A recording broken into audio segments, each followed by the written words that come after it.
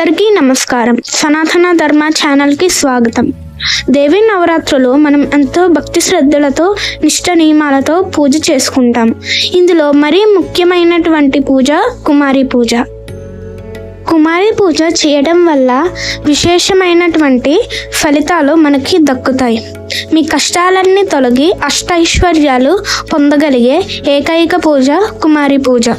ఈ వీడియోలో ఏం తెలుసుకోబోతున్నామంటే, ఎంతో ప్రాశస్త్యమైనటువంటి ఈ పూజ ఎలా చేయాలి, ఏ వయసులో ఉన్న బాలికలు అర్హులు, ఎవరు అనర్హులు, ఈ పూజ చేయటం వల్ల వచ్చే ఫలితాలేంటి, ఈ పూజ ఏ సమయంలో చేయాలి అనే విషయాలన్నీ మనం ఈ వీడియోలో చర్చించుకోబోతున్నాం.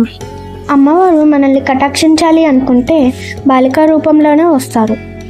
అంటే పక్కింటి పాప రూపంలో అయినా కావచ్చు, ఎదురింటి పాప రూపంలో అయినా కావచ్చు, లేదా పరిమంచి పాప రూపంలో అయినా కావచ్చు. చివరికి భిక్షమెత్తుకునే పాప రూపంలో అయినా దర్శనం ఇవ్వచ్చు. అమ్మవారికి వాళ్ళు వీళ్ళు కులము మతము అనే భేదాభిప్రాయాలు ఏమీ ఉండవు. ఇక్కడ మీరు బాగా గుర్తుపెట్టుకోవాల్సిన విషయం ఏమిటంటే, కుమారిని పూజిస్తున్నంతసేపు ఆమెలో అమ్మవారినే చూసుకోవాలి. మీరిచ్చే ప్రతి కానుక కూడా అమ్మవారికి సమర్పిస్తున్నట్టుగా భావించాలి. ఈ పూజ ఎప్పుడు చేసుకోవాలి అంటే, అష్టమి నాడు అనగా శుక్లపక్షంలో వచ్చే అష్టమి నాడు కానీ, లేదా కృష్ణపక్షంలో వచ్చే అష్టమి నాడు కానీ చేసుకుంటే చాలా శ్రేయస్కరం. ఇప్పుడు పూజా విధానం గురించి తెలుసుకుందాం.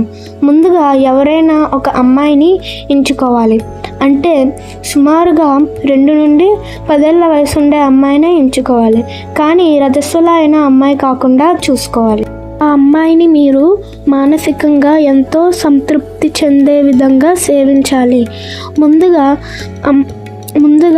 అన్ని రకాల పిండి వంటలు, అలాగే అమ్మవారికి ఇష్టమైన పులిహోర, పాయసం, చలివిడి, వీటితో పాటు మీకు ఇష్టమైన పిండి వంటలు సిద్ధం చేసుకొని ఉంచుకోవాలి. బాల రూపంలో ఉన్న అమ్మవారిని సాదరంగా ఆహ్వానించి ఆ తల్లికి మంచి ఆసనాన్ని చూపించి సుఖంగా కూర్చోబెట్టాలి. తర్వాత ఒక పళ్ళాన్ని తీసుకొని బాల రూపంలో ఉన్న అమ్మవారి పాదాలను పళ్ళెల్లో పెట్టి చక్కగా నీటితో కడిగి, అలానే చేతులను కూడా కడిగి శుభ్రమైన వస్త్రంతో చక్కగా తుడిచి అమ్మవారిని గంధంతో అలంకరించాలి. ఈ రకంగా షోడశోపచారాల పూజ చేసి భోజనానికి ఆహ్వానించాలి.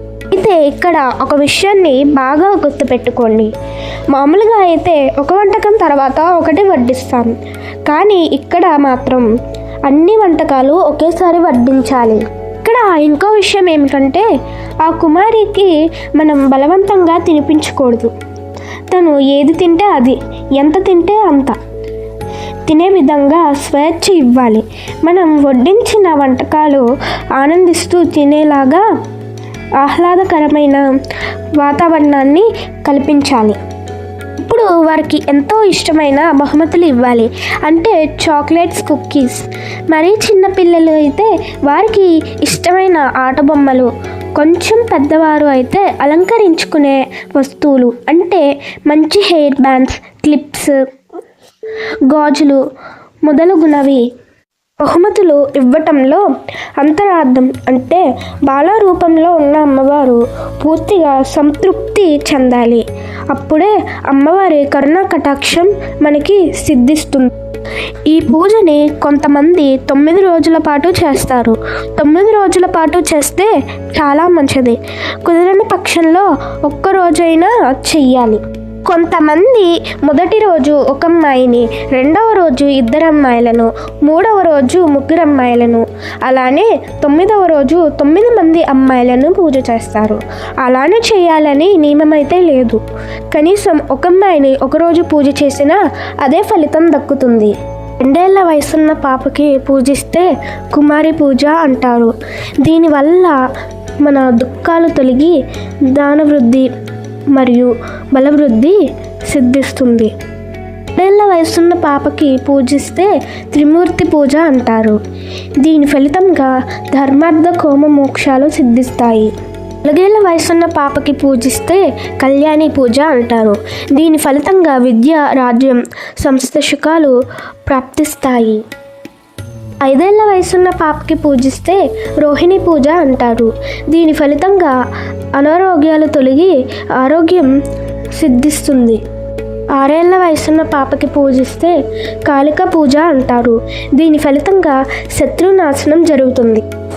7 వయసున్న పాపకి పూజిస్తే చండికా పూజ అంటారు. దీని ఫలితంగా ధనం మరియు సమ్మోహన శక్తి కలుగుతుంది. 8 వయసున్న పాపకి పూజిస్తే శాంభవి పూజ అంటారు. దీని ఫలితంగా ఎదుటివారిని సమ్మోహన చెయ్యగలిగే శక్తి వస్తుంది. దుఃఖాలన్నీ తొలగిపోతాయి. 9 వయసున్న పాపకి పూజిస్తే దుర్గా పూజ అంటారు. దీని ఫలితంగా మీకు ఉన్న ఎటువంటి గ్రహ దోషాలైనా తొలగి ప్రలోక సుఖాలు ప్రాప్తిస్తాయి. 10 వయసున్న పాపకి పూజిస్తే సుభద్ర పూజ అంటారు. దీని ఫలితంగా మీ మనసులో ఉన్న ఎటువంటి కోరికలైనా నెరవేరుతాయి. ఆగండి, ఇంతే కాదు, ఇంకా చాలా ఫలితాలు ఉన్నాయి. మీరు అమ్మవారికి భోజనం పెడితే త్రిలోకాల్లో ఉన్న వారంతా భోజనం చేసినంత పుణ్యం మీకు దక్కుతుంది. కళా రూపంలో ఉన్న ఆ అమ్మవారికి వస్త్రం పెడితే మీకు కలిగే పుణ్యం ఏమిటో తెలుసా? శివలోకంలో 1000 సంవత్సరాల పాటు జీవించే అదృష్టం మీకు కలుగుతుంది. అందుకే ఈ పూజ తప్పకుండా చెయ్యాలి.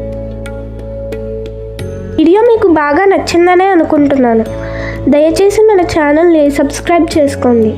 ఎందుకంటే త్వరలోనే మన ఛానల్లో పిల్లలకి అర్థమైన రీతిలో భగవద్గీత స్టోరీ రూపంలో ఎపిసోడ్స్ చేయాలని అనుకుంటున్నాం. ఇది మీ పిల్లలకి చాలా ఉపయోగపడుతుంది.